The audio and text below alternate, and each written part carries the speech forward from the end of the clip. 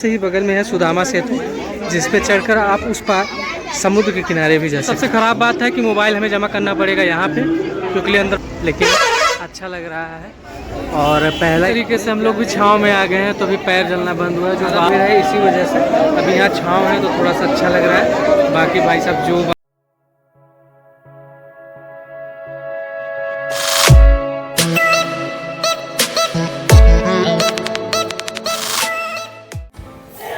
नमस्कार दोस्तों, इस वक्त हमें गुजरात के जामनगर शहर में और आज हम जा रहे हैं द्वारकाधीश जी का दर्शन करने, जो कि थोड़ी ही दूर पे है, जहाँ पे हम स्टे कर रहे हैं मामा के यहाँ पे। और मैं, मामा, मामी और मेरी मम्मी सब लोग साथ में जा रहे हैं द्वारकाधीश। फिर वहाँ से हम जाएंगे भेट द्वारका और तत्पश्चात नागेश्वर महाराज जी का दर्शन करेंगे। तो चलते हैं, दिखाते हैं आपको ये पूरा ब्लॉग। वो वीडियो पसंद आएगा, थोड़ा बड़ा हो सकता है, तो पूरा वीडियो देखिए, ज़रूर मज़ा आएगा। क्योंकि हम जाने वाले हैं बाई कार बाई रोड, तो एक इंटरेस्टिंग ब्लॉग होगा। तो चलिए देखते हैं कैसा है ये पूरा जर्नी। होप आपको भी पसंद आएगा। हम लोग निकल दिए अपनी यात्रा के लिए और पहले हम जाएंगे द्वारकाधीश, उसके बाद नागेश्वर और फिर उसके बाद बेट द्वारका। तो चल दिए हैं और रास्ता काफ़ी खूबसूरत। पहला पड़ाव लेंगे हम कहीं चाय नाश्ता की दुकान के लिए। थोड़ी दूर की यात्रा हमने की कंप्लीट। अब यहाँ पे रुके हुए हैं, कुछ ब्रेकफास्ट लेंगे या चाय वाय पी के फिर यहाँ से निकलेंगे आगे की तरफ। तो एक प्लेस है, आपको दिखाते हैं। और यहाँ पे गाड़ियाँ भी लगी हुई हैं। नाश्ते में हमने खाया फाफड़ा, जो कि एक गुजराती व्यंजन है, और उसके बाद फिर चल दिए आगे की तरफ। मम्मी आगे बैठी हुई थी और कुछ बातें हम करते हुए जा रहे थे कि कैसे रास्ते में क्या है, कैसे चीज़ें हैं। और काफ़ी दिनों के बाद, जो कि मैं मूवी में देखा किया था, वो मेरे लिए पहली लाइफ टाइम एक्सपीरियंस था पवन चक्की, जो कि इलेक्ट्रिक एक सोर्स है जहाँ पे विद्युत बनाया जाता है। तो वो चीज़ें देख के कार से बड़ा अच्छा लगा था। थोड़ी ही देर में हम पहुँच गए द्वारकाधीश, जो कि दूर से दिख रहा था मंदिर और मंदिर का ध्वज। और थोड़ी ही देर बाद हम गेट में एंट्री किए और गए गाड़ी अपना पार्क किए। तो हमने अपनी गाड़ी पार्क कर दी है और चलते हैं मंदिर की तरफ। दूर से मंदिर का कुछ नज़ारा ये है। और अभी यहाँ पे प्रिपरेशन हो रहा है, आगे होने वाली है होली। और मेरे साथ है मेरे मामा और इनका वस्त्र भूषा तो आप देख ही सकते हैं, पूरी तरीके से तैयार। और होली यहाँ पे काफ़ी अच्छे से सेलिब्रेट किया जाता है। जो पैदल यात्री मैंने आपको दिखाया था रास्ते में, वो यहाँ पे आएंगे और होली सेलिब्रेट करेंगे। तो उनको डाइवर्जन के लिए सेफली यहाँ पे होली वो खेल पाएँ, इसलिए ये सारी व्यवस्थाएं की जा रही हैं। ये है मेन एंट्रेंस। यहाँ से रास्ता मंदिर की तरफ जाता है और आगे से रास्ता बना हुआ है। और भीड़ यहाँ से बढ़ना चालू हो जाती है। फिर भी कंपेयर टू अदर डे, आज जब हम आए हैं तो अभी भीड़ कम है, क्योंकि पदयात्री अभी नहीं पहुँचे हैं यहाँ पर। और ऐसा है कि आज वीकेंड भी नहीं है और पदयात्री नहीं पहुँचे हैं, होली अभी थोड़ा सा दूर है, तो इस वजह से अभी हम आसानी से दर्शन हो जाएगा, ऐसा लगता है मुझे भी। देखते हैं आगे जैसा रहेगा। और ये छोटा सा मार्केट है अगल बगल में। यहाँ पे फिर से होते हुए चलते हैं अंदर की तरफ। और मंदिर बंद होने का टाइम भी हो रहा है, तो हम दर्शन कर लेंगे। 1 बजे दोपहर में मंदिर बंद हो जाता है। सबसे पास में और ध्वजा इतनी तेज़ हवाओं में लहराता हुआ, और एक विशेष पत्थर से बना हुआ ये मंदिर अपने आप में एक आकर्षण का केंद्र भी है। और आध्यात्म में से तो मानिए पूछिए ही ना, क्या ही एक अलग ही अनुभूति की प्राप्ति होती है जब आप दर्शन कर पाते हो। अंदर कैमरा मोबाइल अलाउ नहीं है, इसलिए हम बाहर ही फ़ोन जमा कर देंगे। लेकिन जब अंदर चलेंगे मंदिर में और वहाँ से दर्शन करने के बाद का जो अनुभव रहेगा, हम ज़रूर आपसे शेयर करेंगे। तो दर्शन काफ़ी अच्छे से हो गया। और जो एक विशेष अनुभव होता है, एक आध्यात्मिक अनुभव होता है, जब वहाँ पर जाने के बाद ऐसा लग रहा था मन में कि इतना भीड़ क्यों, इतनी परेशानी क्यों। और ऐसा लोगों में एक जो इंतज़ार का भाव, एक वो चेहरा देखने के लिए आत्मसंतुष्टि जो होती है भाई साहब, वो समझ लीजिए कि दर्शन मात्र से ही होती है। और प्रभु का दर्शन ही सब कुछ है। तो मुझे बहुत अच्छा लगा यहाँ आके दर्शन करने के लिए। अब यहाँ से हम जा रहे हैं और मंदिर पीछे की तरफ है। फ़ोटोग्राफी वीडियोग्राफी अलाउ नहीं है, फिर भी मैं ट्राई करूँगा कि कुछ वर्चुअल शॉट्स मैंने अपने वीडियोज़ में ऐड किया है, जो आप देख पाएंगे। द्वारकाधीश जी का दर्शन करके अब हम निकल दिए हैं नागेश्वर की तरफ। और जो यहीं से जुड़ा हुआ एक रोड है, ये सीधा रास्ता जाता है नागेश्वर की तरफ। तो अब हम जा रहे हैं और आगे का रास्ता आपको दिखाते हैं। और बगल में ही एक सूक्ष्म द्वारिका का मंदिर है। यहाँ पे भी लोग दर्शन करने आते हैं और भीड़ यहाँ पे थोड़ा कम रहता है, लोग यहाँ पे भी दर्शन करने आते हैं। आधे घंटे की दूरी में हम पहुँच गए फिर नागेश्वर मंदिर, और जहाँ पे दूर से ही शंकर भगवान की प्रतिमा मन मोह रही थी। और जल्दी ही हम पहुंच गए अंदर की तरफ। यहाँ पे भी हमने अपनी गाड़ी पार्क की। अंदर आने पे कुछ ऐसा है मंदिर प्रांगण, और चप्पल निकालने की सारी व्यवस्थाएं हैं। दर्शन के लिए जो ये है, ये लाइन लगाना पड़ेगा आपको, इस लाइन के अंदर से आपको जाना पड़ेगा। और यहाँ पे बने हुए ये शिव भगवान तो मानो अपने आप में विराजमान है। बड़ी ही भारी प्रतिमा और बड़ा खूबसूरती से इन्होंने बनाया हुआ है। बीच में वट वृक्ष है और इसके बगल में है मंदिर। लंबे जद्दोजहद के बाद इस चक्रव्यूह से हम भी आखिरी पड़ाव पर, और अब ये जो है अंतिम लाइन है, फिर हम अंदर मंदिर की तरफ अंदर जा पाएंगे। और अभी भीड़ बढ़ ही रही है, थोड़ा सा भीड़ कम हुआ है जब कंपेयर टू हम लोग यहाँ पे उतरे थे। हम आ गए हैं अंतिम छोर की तरफ और यहाँ से अंदर मंदिर है। मोबाइल तो अलाउ नहीं है, फिर भी देखेंगे अगर जहाँ तक फोटोग्राफी अलाउ रहेगा वहाँ तक हम जाएंगे लेकर फोन। और इस मंदिर का प्रावधान है नाग नागिन चढ़ाकर, जिन्हें शिव और पार्वती का रूप माना जाता है, उससे अभिषेक करना और पूजन करना का एक विशेष महत्व यहाँ पे दिया जाता है। जैसा कि आप देख सकते हैं हर थाली में आप नाग नागिन और शिव के प्रतीक का एक बनी हुई प्रतिमा है।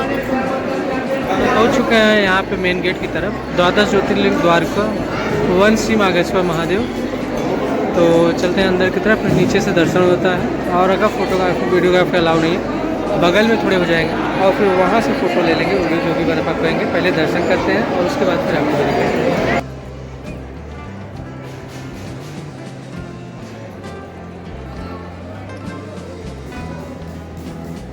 दर्शन नॉर्मली तो हो गया, लेकिन अंदर पूजा करना है तो उसके लिए धोती ग्रहण करना पड़ता है। तभी हम आए हैं धोती चेंज में, और यहाँ पे धोती पहनेंगे, फिर यहाँ से जाएंगे पूजा करेंगे। ले लिए एक थाली, और जैसा कि मैंने बताया यहाँ पे चढ़ाने का जो रीति रिवाज है वो थोड़ा थाली महंगा मिल सकता है आपको, बट यहाँ से हम चलेंगे और उसके बाद फिर जो एंट्रेंस है वहाँ से निकलते हुए जाएंगे। फाइनली पूजा वहाँ पे कंप्लीट हो चुका, प्रसाद चढ़ा लिए हैं। अब यहाँ से निकलेंगे अगले वाले गंतव्य के लिए, और फिर देखते हैं जैसा जैसा रहता है आगे बाहर। और मंदिर के पीछे पीपल का पेड़ है, और यहाँ पे सुस्ताने के लिए थोड़ा सा जगह भी है, छाँव है, और बगल में ही एक तालाब है। दर्शन करने के बाद हम आ गए हैं बाहर की तरफ और शिव जी का दर्शन किए, और अब यहाँ से बढ़ेंगे आगे की तरफ। और होप यहाँ तक का सफ़र अच्छा लगा हो। चलते हैं अगले की तरफ। अब हम खड़े हैं सुदर्शन पुल पे, यहाँ से अब आगे बढ़ेंगे वेद द्वारका के लिए। और जो एक अलग से पहले यहाँ का जो ट्रांसपोर्ट था, ऐसा माना जाता है कि वेद द्वारका के लिए लोग यहाँ से उस रास्ते से बोट पकड़ते थे और यहाँ से इस तरफ आते थे वेद द्वारका के लिए। तो जब ये पुल नहीं बना हुआ था, बन चुका है, तो यहाँ से लोग ट्रांसपोर्ट कर सकते हैं और आसानी से यहाँ से जा सकते हैं और उस तरफ पहुँच सकते हैं।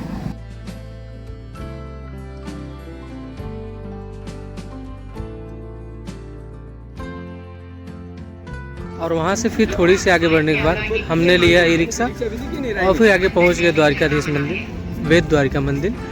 और रास्ता कुछ ऐसा है, आगे जाएंगे शायद से फ़ोन यहाँ पे भी जमा करना पड़े, क्योंकि फ़ोटोग्राफी वीडियोग्राफी यहाँ भी अलाउ नहीं है।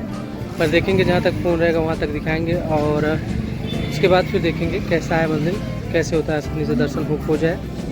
चलते हैं, देखते हैं। मोबाइल जमा करना पड़ेगा यहाँ पे, हम भी कर ही देते हैं मोबाइल जमा, फिर चलते हैं यहाँ से। द्वारका का दर्शन करके अब हम आ चुके हैं बाहर, और यहाँ पे प्रसाद के रूप में, भेंट के रूप में चावल से सुदामा जी को चढ़ाया जाता है। फिर वही प्रसाद हम ले जाते हैं घर और अपने खाने के भोजन या फिर प्रसाद में बना के खा लेते हैं। अब यहाँ से चलते हैं आगे की तरफ बढ़ेंगे, और जो हमारा नेक्स्ट डेस्टिनेशन है वो बीच है और एक समुंदर का किनारा है। चलते हैं वहाँ पे, और आपको भी अच्छा लगा होगा वो अभी तक का यात्रा। बीच की चीज़ें मैं नहीं दिखा पा रहा हूँ, क्योंकि लिए मोबाइल में कैमरा फ़ोटोज़ अलाउ नहीं है, तो वो चीज़ें आपको शायद से मैं ऐड कर पाऊँ। चुके हैं हम शिवराजपुर बीच, द ब्लू फ्लैग बीच। तो ऐसा कहा जाता है कि भारत में लगभग 7 ही ऐसे बीच हैं जो ब्लू फ्लैग का टैग पाए हुए हैं।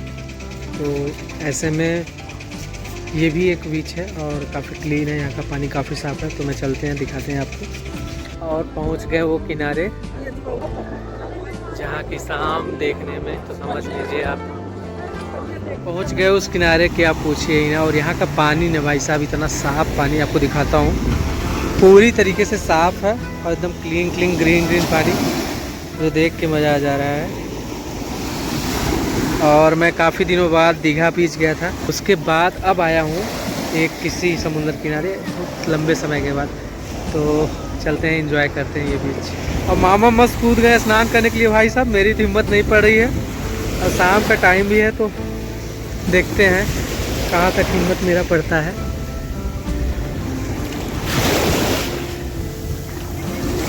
कितना साफ है, देख सकते हैं कि मामा दिख रहे हैं अंदर पूरी तरीके से। ये लंबा सा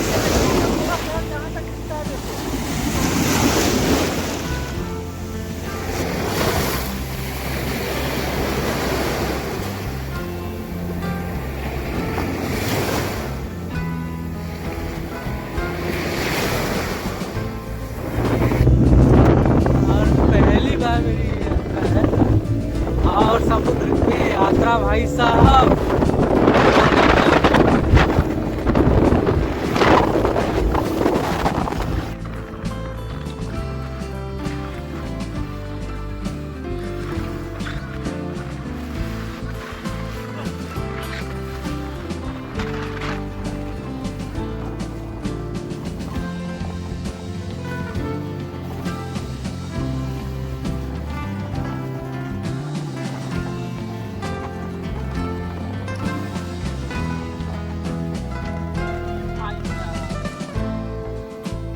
जो ड्राइव आ रहे हैं ना भाई, अलग अलग अलग तगड़ा।